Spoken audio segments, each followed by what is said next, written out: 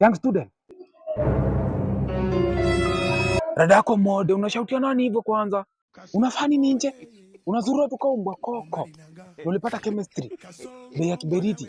Hapana cheki mode, taki mouthing. Taki mouthing kupata bei ya socks hiyo, bei ya kiberiti ndio kusema nini? Taki mouthing mode. Umekuja tu juzi hapa.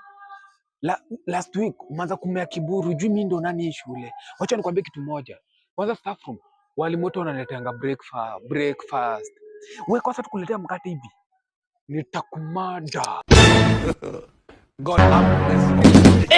Na nimemaliza mode. Nasikia wewe? Jifanye tu hapo ati unajua kumea kiburi. Kwanza tu kuniletea utanijua.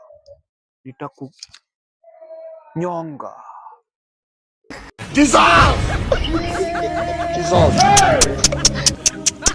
Wakamwacha akiwa paralyzed. God have mercy upon us. Amevunjwa miguu, shingo na spine order.